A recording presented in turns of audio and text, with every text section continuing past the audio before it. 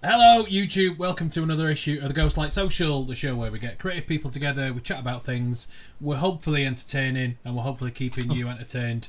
Hello, Mike. We're very, very lucky, and I can't wait. I couldn't wait for tonight. I've been very, very excited all week. We've got the wonderful Jez Willis from the Utah Saints, who I've known for far too long. Actually, I don't really want to think about that, but we'll no doubt talk about it. Jez, how are you doing? I'm fine, thank you. Thank you for having me. I'm very excited to be here. Thank you for coming on. It's amazing. Thank you. And we have Alex Frost, actor. How are we doing, Alex? I'm very well, thank you very much. Excellent. Lovely to have you both. How's Jez, generally, how's lockdown? How's it going?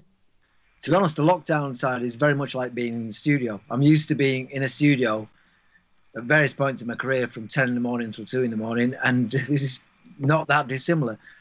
I've got my whole family here, so that makes it slightly different, but I'm getting things done. But what I had to do was, like probably a lot of us, I had to actually start going a bit easier on myself. Because when it first started, I thought, right, literally, I did all the tick box bingo things you can think of. I thought, I'm going to learn a language. I'm going to register for a course because the Open University did all free courses, and you know, and 3 days in, you're thinking, actually, I just want cake. Yeah, fair enough. Yeah. Did you actually do any Open University or not? No. I did. I went and looked at the homepage. I did go and look at the homepage, and to be honest, now I'm getting back into writing music, which is a good thing. And I lecture at the College of Music, so I've got a lot of students. And we've had to switch to some kind of online learning as well. So that's been interesting. But I've been really going down rabbit holes online, which I haven't had the opportunity to do that often. And I'm sure we all do it. But when you start off thinking, oh, I wonder what that sounds like. And before I know it, I'm literally, this has happened. I'm on some weird disco blog in Italy, trying to track down a track that nobody else has got. So yeah, so I've been occupying my time constructively, I think, and I feel fairly, apart from the awfulness of the situation, in myself, I feel okay. But exercise, I'm missing exercise. Alex, how's things? Hello. I'm very well. I'm really well. As I was saying before we went on, I've escaped London, and I am staying with my partner's family in the countryside. So it's very nice. I'm being waited on. I'm given cake, and meals are being prepared for me. And as anyone who knows me, I hate cake and don't eat the stuff. It sounds like Alex Frost heaven. That's what it sounds like. Yeah, and I'm keeping busy. I'm doing my bit. I'm a night worker for Sainsbury's. Oh, are you? Yes, good for you. So I'm doing the online shopping, working through the night. So is that sort of just picking items for people that are going to go out for delivery the next day? So we go around with a little device and bleep everything, load it into all these trolleys and then whisk it out to the vans. You're supposed to do something like 150 items an hour. And on my first shift, I did 30. Because there's Sainsbury's is like 60 aisles long. It's a big Sainsbury's. And I'm like, okay, there's so many different pastas. I just want one pasta because I don't cook at all. Who knew there was more flours and pastas? Yeah. Who knew? I didn't know that. 30,000 items a night that we have to do. Bloody hell. It's big. I didn't think it was that many, but it's because everyone's keeping away from the supermarkets and all going online. So it's so you're doing your bit there and earning a bit of brass as well, which always helps, doesn't it? Oh, definitely. Always helps. Good stuff. Okay. So can we crack on with the first question, which is our isolation playlist. I'm going to start with you, Alex, if that's all right, because I think I know what you're gonna put on. Go on.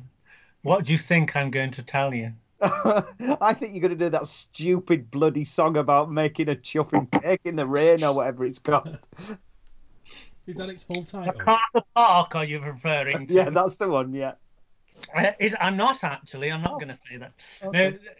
No, I in the Full Monty. That is the first song that we danced to in our dressing room to get us going, and I did it. The video is online, and I got everyone up and dancing, and the only little toad in the corner that wouldn't dance was that person there going, "What is this bloody song? Who did this? Who's That crazy?" does not surprise me one bit.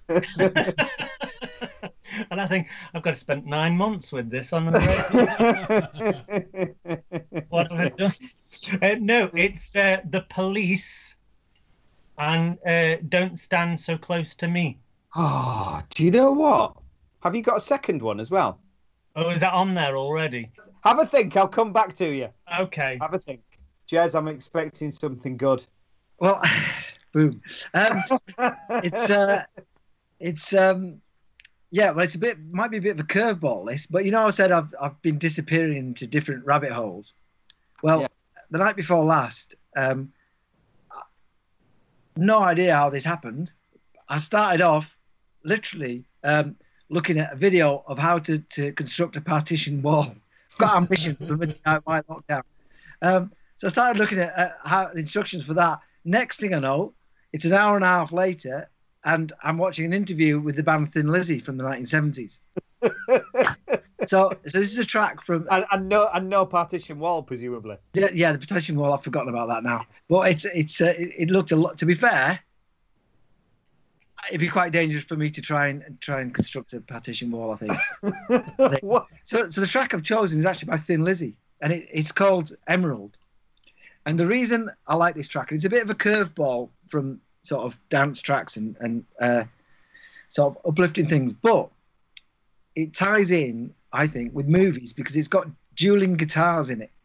And Thin Lizzy were one of the first kind of bands to have two guitars, and they take turns. They'd have a couple of bars each. So when you listen to it on headphones, you get one guitarist coming out the left-hand side, and one guitarist then answers that 2 bars later in the right-hand side. So it's the guitar work on it. And I realised that Phil Lynott, the frontman from Thin Lizzy, was just, when I was a kid, he was just my hero, basically, because he's just so cool. And there's a statue of Phil Lynott in Dublin because he's black Irishman fronting a rock and roll band. And when that came out, that was a big thing. And so anyway, that's my suggested track. It's a little bit of a curveball, but it's interesting to listen to. Okay, yeah, that'll do. That was it was quite an arty answer as well, wasn't it, Mike? Yeah, it was I like that. Yeah, I could just sit and listen to anybody talk about Thin Lizzy for ages, mate. This is why I don't get a lot of musicians on, because it starts to just get a bit South Bank show. Well, don't worry, Lee, you're not going to get that from me. We've certainly got no Thin Lizzy on there, so that's brilliant. Right, okay, brilliant. Alex, come on, what have you come up with? Help. By the Beatles. I like that. I don't need help, but happy with both them. We'll stick them on. So Alex, what creatively, what have you been doing? Have you been doing anything? Have you just been chilling out? Haven't done hardly anything up until 2 days ago, and I laughed when I did this because I thought of you, because I did a monologue for a competition. Okay. It was from a play called Talking to Terrorists, which I only think it went once, and it doesn't seem to ever come back again. And it was done by Out of Joint. Oh yeah. And it was fantastic, and it was quite disturbing, really. It was about the creative team interviewed people who'd been involved in terrorism or committed serious crimes, and they interviewed them, and they basically took the transcript and just gave it to actors to say, and they just all were in a line, and they just told these stories. Wow. And I've never been so disturbed in the theatre before, because the stillness was so powerful. And I thought, oh, that might work as a monologue. But apart from that, that's all I've done, because I put out a video the other day of discussing my lockdown life. And I think there's a thing that if you don't if you're not doing anything creatively, there's that thing that you should be doing something creatively. The pressure, and you start comparing yourself with other people, and especially actors. Actors, the little gremlin sits on your shoulder, thinking, "Oh God, that person's doing this. Oh, that person's emailing this casting director. Oh, I should be learning an accent. I should be playing an instrument." And if you don't feel you have to, or you don't want to, don't do it. Just know that when this is all over, when auditions do start coming in again, just be yourself, have faith in yourself, and go for it, you know. Because as I was saying before, I've got Asperger's syndrome, and the thing with anything like autism or anything like that, situations like this can make all the buttons go and alarms go mental. And for me, it's had the complete opposite effect. I've chilled right down, and I don't know why that is, but it's absolutely amazing. It's the cake. It's the cake and the free food. It's done. All the strawberries and the countryside, and being in the countryside. And I have lost a family member to COVID-19 as well, and I think when something like that happens in your life, it does make you look at things on a different level, especially in creative worlds, because actors and musicians think their industry is nothing else exists. Do you know what I mean? Sometimes, and it just takes that pressure off and go, really, if you don't get a part or if you don't get a project, what's the worst that can happen? Nothing. You just don't get it. There'll be other opportunities. And I think having that new lease of thought process is good for the mind and everything. Acting and creative industries, they're not the most stable. So you do it for fun and to get a buzz. And if you're constantly worried and your mind is going, how is that fun? It's interesting what you said, what Alex just said about comparing yourself to other actors. Never occurred to me that actors did that. Never once. I always thought you'd look at an actor, would be slightly more philosophical about it and think, right, it was an audition, I didn't go, I didn't get it, therefore they've got it, that's great, there'll be another one for me type of thing. That's what we pretend the case is. So somebody says, how was your audition? You say, oh, yeah, well, I didn't get it, but, you know, it wasn't right for me. Inside, we're going, oh! Right, that's interesting. That's interesting. When we first started, we had a lot of success quite quickly over 3 or 4 years. So we had 3 top tens, and the first album had done really well. So we went in to record our second album, the difficult second album. And it's kind of known as that because the first album, there's not a lot of pressure. We were like a 1-hit wonder, then we were a 2-hit wonder, then we were a 3-hit wonder, and then we toured in America, and then we were a 3-hit wonder with some success in America. And then suddenly there was a lot of pressure on the second album. And we went into Olympic Studios, which is a legendary studio, and it had, while we were there in the basement programming room, which is the cheap room basically. But basically we spent all the money that had come off the first album recording the second album, and we were in there and upstairs in the big rooms. Everybody was in. It was like a who's who of bands. U2 came through. Clapton was upstairs for a bit. It was just all big rock stars and stuff. Anyway, we were doing quite well, and we'd got quite a few tracks going. And our A&R person had come down and said, "We've got a load of singles. The second album was going to be even bigger than the first," and all that kind of thing. And then I can't remember what this, Fat of the Land or Jilted Generation. I think it was Fat of the Land by The Prodigy came out. And I realised that basically that caused me to have some kind of just blockage because it was so good and his drums were so angry that I just thought, we can't compete with this. And the interesting thing about this story is that it basically stopped ourselves in the tracks. And the album sort of, I lost a lot of confidence, kind of lost a bit of any objectivity we had, and we just basically got stuck with this album, and it never came out. Long story short. But when I look back on it, well, I then found out about 10, 15 years later, I was casually talking to somebody, and I was saying, I can never get my drums to sound as angry and aggressive as Liam Howlett can, like The Prodigy. And this guy said, yeah, but he has a whole lot of different people work on his album. It's not just him. He'll come up with your basic ideas, But then I get other people, and I was thinking, oh God, all the whole time we were doing our second album, it was just me and Tim. Yeah. And I was convinced that the Prodigy album came out, it set the bar so high, it almost just wanted just to think, well, I thought, that's so good. Can we be as good as that? And it kind of, and now when I look back on it, I think I could see everything wrong with that. So my advice now to when I talk to kind of up and coming musicians is, do not get in your own way, and try and do what you do and be good at it. And if it works, it's going to work. And if it doesn't work, at least you've got your own thing and your dignity, and you're not chasing something that doesn't exist. You're not trying to force yourself into a different kind of area. There's definite parallels there. Yeah. It never really occurred to me that happened with actors. That is exactly the advice that I give, and drama schools and tutors and other actors give to new actors. Just do what you, and like Alex was just saying, just be confident in what you do, what you have, who you are. Who you are is enough. What you do is enough.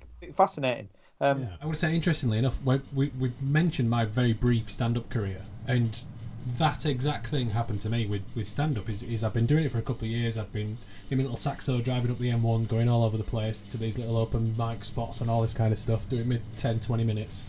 And I watched a behind-the-scenes documentary of Russell Brand's tour of Australia, and there's a section in that where he's walking backstage with his manager, and his manager just basically says verbatim the bit and says, change this word to that, it's funnier.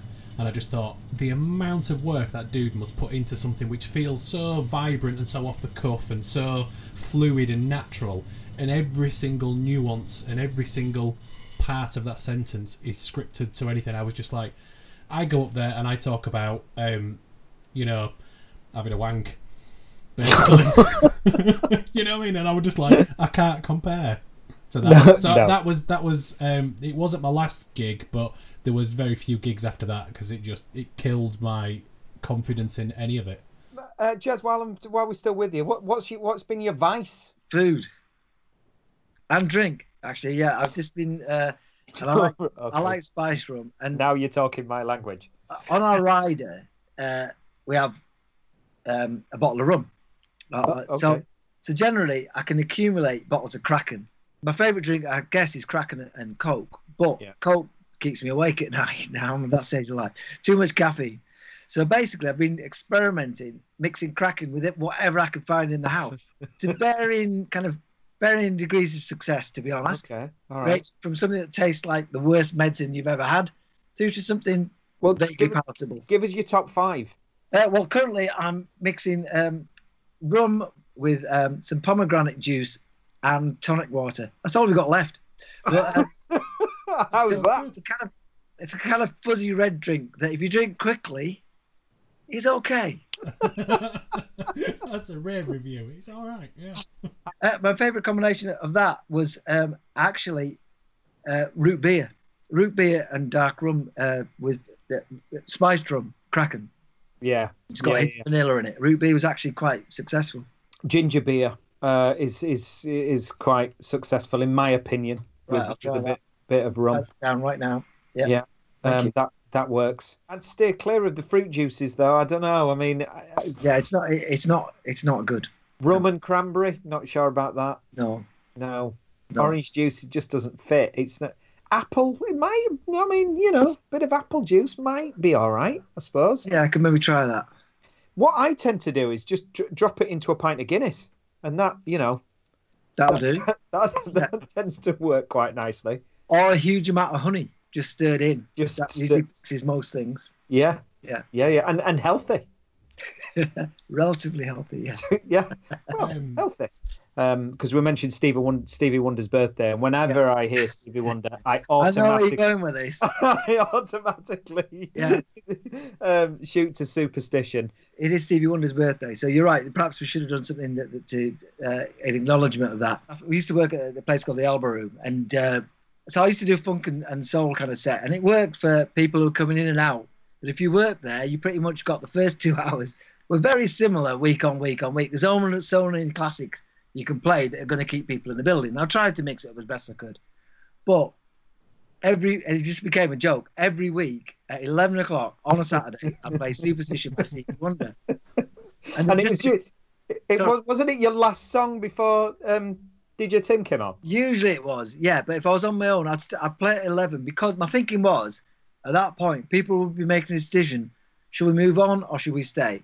And if you drop a huge track like Superstition, everybody dances and they then stay for one more drink. It was a marketing tool, to be honest. But it also, the doorman could set the watches by it. It was always a handy kind of timing event.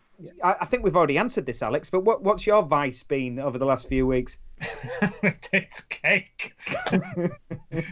It's cake and biscuits. I'm not fit. I'm not healthy. I don't want to be healthy.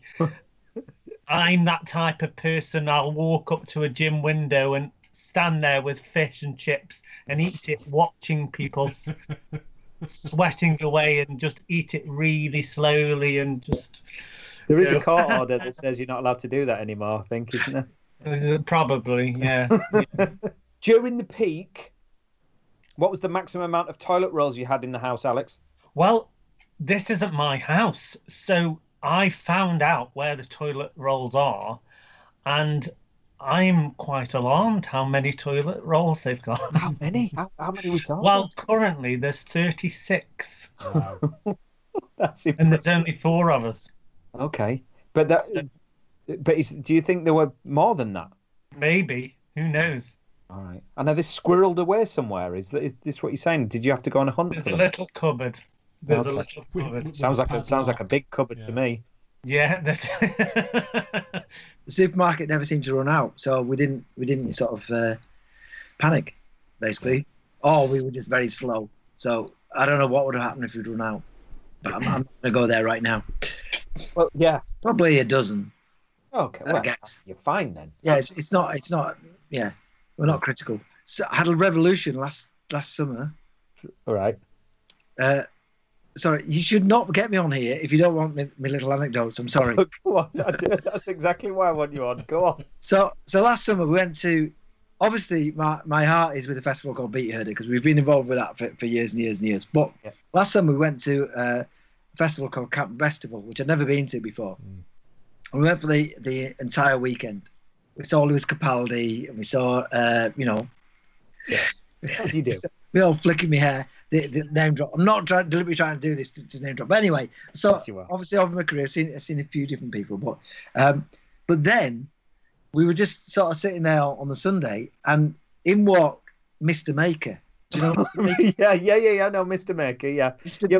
Your daughter's too young for Mr. Maker, I think. Yeah, Mike. Yeah. Mr. Maker is who it sounds like, Alex. He makes stuff out of shit, basically, just crap. Oh, he's a kids' TV show. Yeah, he's on CBBC, and he's fantastic. And for some reason, in one of those weird things, I just went to the kids, "It's Mr. Maker. I need my picture taken." So I went off to get a selfie. Anyway, we got on really well. To the point where, so we kind of messaged each other, and then he was brilliant. You swapped phone numbers. Yeah, we are in touch now. We are showbiz chums, me and Mr. Maker.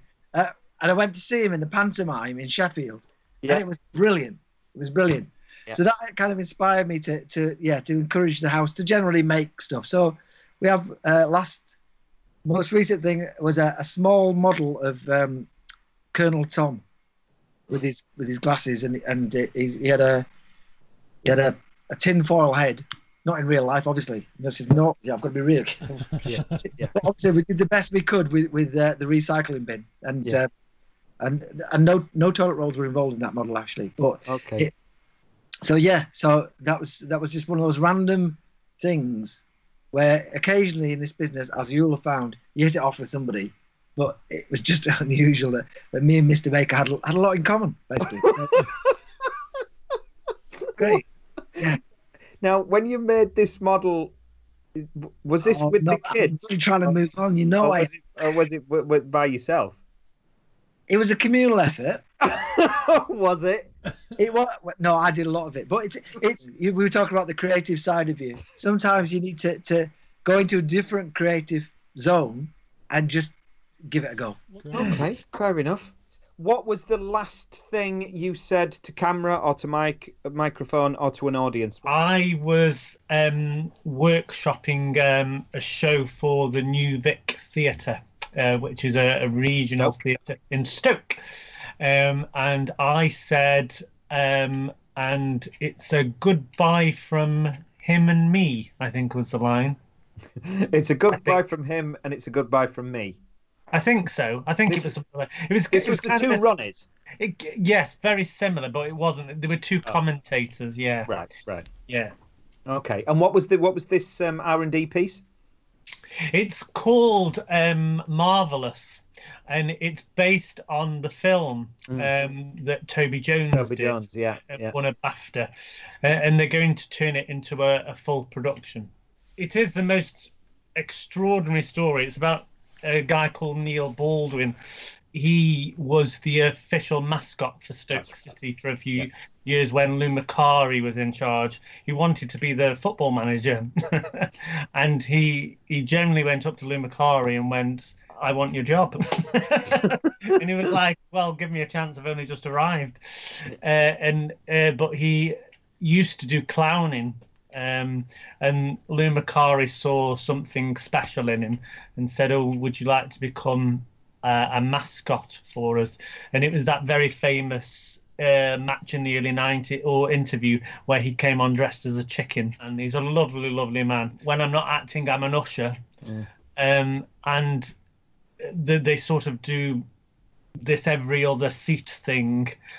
I don't think West End theatres could survive on that, because the amount of money that West End theatres need to keep going, that they can't survive on that, and regional theatres survive on pantomime. That's their big thing. The amount of money they get helps them in the next year, and of course that's old age pensioners, children, all muscled together with sweet corn, popcorns, touching lightsabers and things.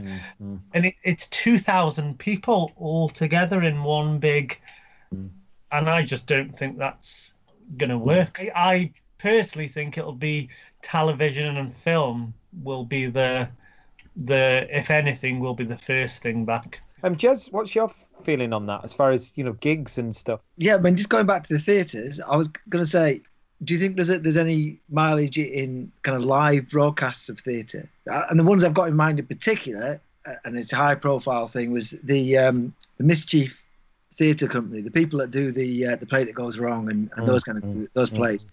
They did something for BBC Three, I think, where they did plays kind of live. Do you think there's any future in that? I think they will do that, and people are doing that. And I do think potentially one of the things that theatres will do, maybe even for Panto, is that they will have to reduce their audiences. So somewhere like Stoke, for example, has almost 2,000 people they're not going to be able to do that. Now, they might be able to have 500 people. And so they may think something like, well, if we can get 500 people in and successfully if they can do that, successfully social distance them, can we also film it, the live performances, at the same time with multi cameras, and sell tickets online for people to watch at home, so that they have their live audience, a small section of the live audience, and an audience, potentially an audience at home. The whole music industry, as you've probably read, has shifted from when I started, when you used to get paid for selling records, essentially, to most people making the living from gigs. Was the balancing thing for the Spotify coming along and not paying anything like the same royalty rates that you used to get from selling CDs or even selling downloads. The whole streaming thing, the micro payments that get through to artists are so small, but if you got enough traction there, you use it as a marketing tool to go out and play live, and that's where you made your money. And a lot of musicians are going to be looking towards film and TV for some kind of income, to be honest. So maybe there's some synergy to be had there. I know, that's the thing. So maybe there's some synergy to be had. I don't know. It's hard to tell at the moment how it's all going to pan out until we find a vaccine.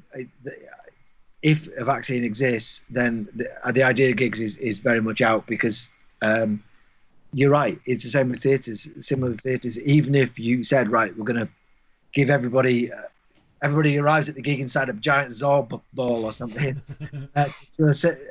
People are still not going to go unless there's some kind of vaccine.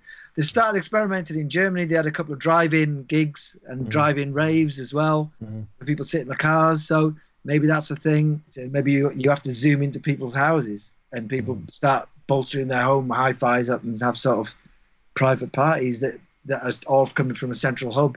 The one good thing about the creative industries is that I do have a small amount of optimism that we're creative enough to think of solutions. Maybe we have to say, it's like, someone's elderly relative saying, oh, back in the 40s or back in the 50s, this used to happen, or 60s, we had the Beatles. It's not, the Beatles mass hysteria, it's not the same when you have it for a modern act. Those kind of things. Maybe we do have to evolve. What I was going to ask both of you, and I'll come to you, Alex, first, is a standout moment, something that you just sort of went, oh, wow. Yes, so it would have to be when my first job out of drama school, and it was Banana and Cucumber, and it was by Russell T Davies, and that was amazing because I knew who this person was.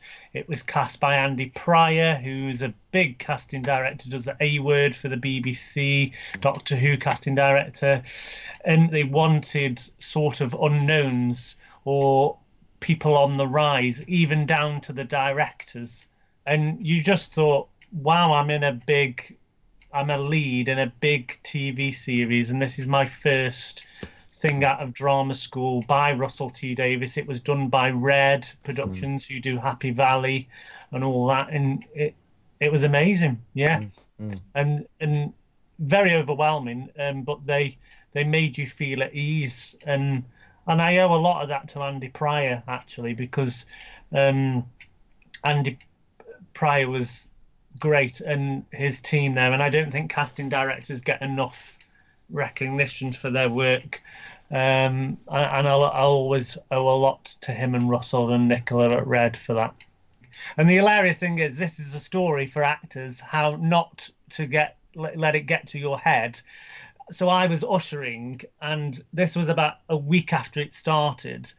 Loads of people were doing that weird head tilt thing where they go, do I know you from somewhere? And I'm like, oh, I don't think so. And this woman came up to me and she said, it is you, isn't it? And I was like, maybe. No, it is. You're the guy off that Channel 4 program. And I was like, oh, well, yes, I am that actor off that. Yeah, I told you, Sandra, it's a guy from Dinner Date. And I was like, Dinner Date? And I'm like, that's like a come dine with me thing. And I'm like, no, that's a reality dating show. No. Yes, it's so certainly get to your head. And the industry has a way of kicking you in the balls. That is for sure. A fear of wanting to finish before midnight. Jez, a moment. Well, I've given this a bit of thought. Yeah. And Lee will know it's a fine line with career highlights, because the minute I start telling them, historically, Lee would just knock me straight back down and go, yeah. No, I'm not. Yorkshire. It's a Yorkshire thing. So it's always tricky because you stick your head up doing anything and everybody goes, yeah, we're not interested, type of thing. But I am very interested. Let me just see. So it ties in with what we were saying before, little kinds of bits of advice, because there's two bits of advice. One is don't get in your own way. And the other bit of advice I give up-and-coming people, and it probably applies to your profession as well, is take all the opportunities. Just keep doing stuff, and then stuff happens. And with that in mind, I've got a little prop as well. Oh, I might have a little prop. I don't know. Is it not made? It's not, unfortunately. I'll just see if I might have a double platinum record lying around somewhere. I don't know. Just by coincidence, or even junk. Yeah, I've got this. Can you see this? Yes. Oh yeah. Can you see what that says on it? Mortal Kombat. Mortal Kombat. Yeah. Yeah. Right. So there's a film, Mortal Kombat. It came out in the 90s. It was garbage. I quite liked it. So before we get into reviewing that, basically, long story short, we knew the director. He was from Newcastle, and he's a really sound guy called Paul Anderson, not Paul T. Anderson, Paul Anderson. And Well, he'd done a film over here, and he got this Hollywood movie, which was to make the movie for Mortal Kombat. And he very kindly said, "Can you do the theme tune?" And we thought, this is fantastic. He said, "But it needs to be based around the riff from the original game, because the whole film was based around a video game." So we listened to the theme tune, and we hated this riff. So we said, "No, we're not doing it, because we don't want to have to work with this riff that we don't like." Because then the same thing. The manager was saying, "You're mad," and our publisher was saying, "You're mad. Just do it." And we were saying, "No, because if we do that, everyone's going to associate us with that. It's art. We're not those kind of artists. Those kind of things." Anyway, we ended up we were in a studio in Castleford. We somehow finished early. We had three down days, and we had an engineer up from London who was really good, producer engineer. So we thought, right, we'll just give it a go. They sent us a load of dialogue from the film. So we've knocked this thing up in 3 days, which is really fast for us. We're terrible for detail. So it normally takes us 2 weeks to get a track really probably finished. Anyway, we did it in 3 days, sent it off, ended up being the theme on the film, which we thought was going to be an underground film, which ended up becoming the #1 film in America. And the soundtrack went double platinum in America. And it got us going in America. The reason I'm telling you that anecdote is not to go, "Look at me, I've got this." It's to say, take opportunities, because we're in really uncertain times now, and as we all know, and on the one hand that can be a bit daunting, a bit scary, because everything's changing.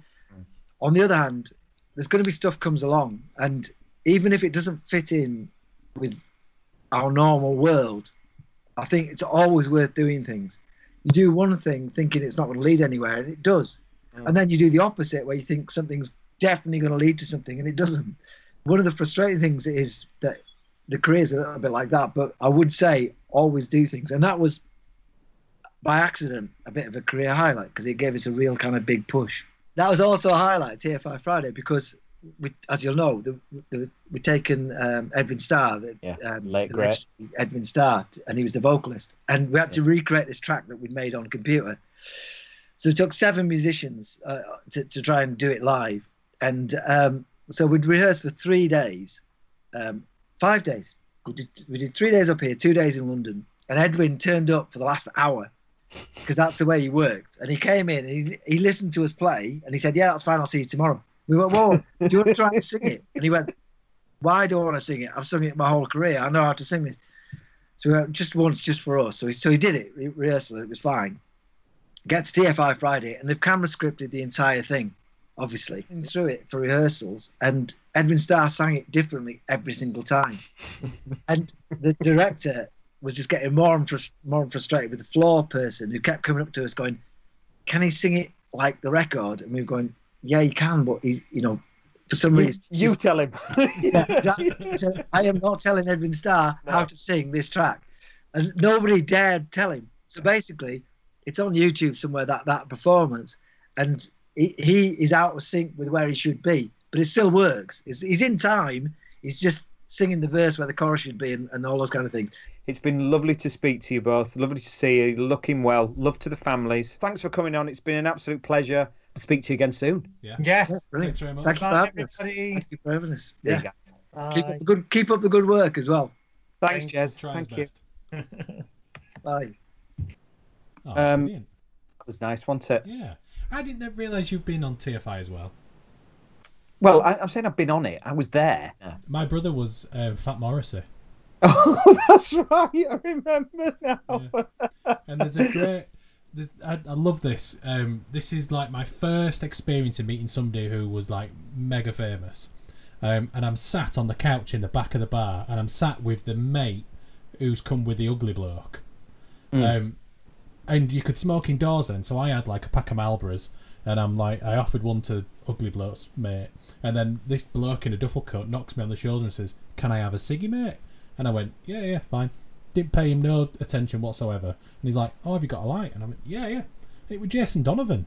We ended up, he recognised the Yorkshire accent, because I think he was trying to do a version of Billy Liar at the moment, and he was like, "Oh, Billy Liar, yeah, blah, blah, blah." And I'm like, "Oh, yeah, I don't know what that is."